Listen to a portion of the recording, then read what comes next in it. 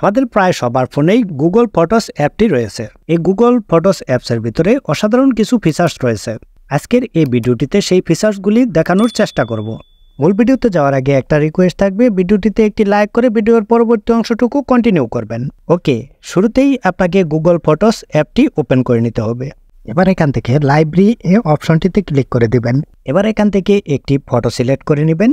এবার এখানে আপনারা নিচে দেখতে পাচ্ছেন এডিট এ অপশনটিতে ক্লিক করে দিবেন। ক্লিক করার পর দেখবেন এরকম আরও অনেকগুলি অপশন চলে আসবে। এবার এখান থেকে সুইং করে ডান দিকে চলে যাবেন। এবার এখান থেকে টুলস অপশনটিতে ক্লিক করে দিবেন। ক্লিক করে দেওয়ার পর দেখবেন অনেকগুলি অপশন চলে আসবে।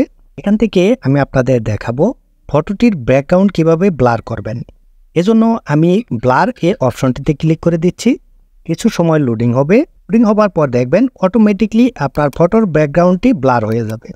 এখান থেকে আপনারা ব্লারটি কম বেশি করে নিতে পারবেন। এবার এখান থেকে ডান এ অপশনটিতে ক্লিক করে দেবেন। এবার এখান থেকে সেভ কপি এ অপশনটিতে ক্লিক করে দেবেন।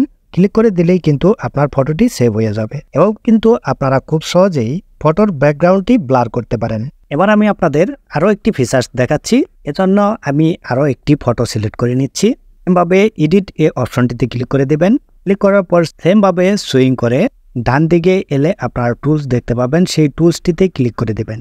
এবার এখান থেকে সুইং করে ম্যাজিক ইরেসার এ অপশনটিতে ক্লিক করে দেবেন।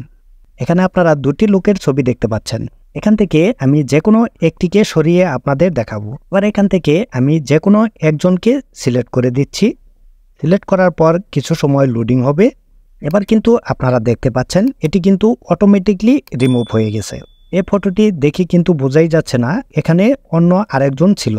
এভাবে কিন্তু আপনারা খুব সহজেই আপনার ফটোর পাশে থাকা লোকটিকে সরিয়ে নিতে পারেন। আর এই গুগল ফটোস অ্যাপটি যদি অন করে রাখেন তাহলে আপনার ফোন থেকে যদি এই ফটোগুলি ডিলিট হয়ে যায়, গুগল ফটোস অ্যাপসের ভিতরে কিন্তু এই ফটো বা ভিডিওগুলি রয়ে যাবে। আপনি চাইলে ওখান থেকে পুনরায় এই ফটো বা ভিডিওগুলি উদ্ধার করতে পারবেন। ব্যাকআপটি অন করার জন্য আপনাকে যে কাজটি করতে হবে, আপনার জিমেলের যে লোগোটি দেখতে পাচ্ছেন সেই লোগোটির উপর ক্লিক করে দিবেন। ক্লিক করার পর দেখবেন এরকম একটি ইন্টারফেস চলে আসবে। এবার এখানে আপনারা দেখতে পাচ্ছেন টার্ন অন ব্যাকআপ এ অপশনটিতে ক্লিক করে দিবেন। এবার নিচে আপনারা দেখতে পাচ্ছেন টার্ন অন ব্যাকআপ এ অপশনটিতে আবার ক্লিক করে দিবেন। এবার কিন্তু আপনার ব্যাকআপটি অন হয়ে গেল। এখন থেকে আপনার ফোনে থাকা ফটো এবং ভিডিওগুলি ওয়াইফাই কানেক্ট হলে অটোমেটিকলি গুগল ফটোস অ্যাপসের ভিতরে আপডেট হয়ে থাকবে। গুগল আপডেট এ অপশনটি কিভাবে বন্ধ করবেন, এভাবে জিমেলের লোগোটিতে ক্লিক করবেন। এবার এখান থেকে ব্যাকআপ এ অপশনটিতে ক্লিক করে দিবেন। এবার এখানে ক্লিক করে অফ করে দিবেন। এই ছিল আজকের ভিডিও। ভিডিওটি যদি ভালো লাগে তাহলে ভিডিওটিতে একটি লাইক করবেন এবং বন্ধুদের মাঝে শেয়ার করবেন। ভালো থাকুন, সুস্থ থাকুন। দেখা হচ্ছে পরবর্তী ভিডিওতে। আল্লাহ হাফেজ।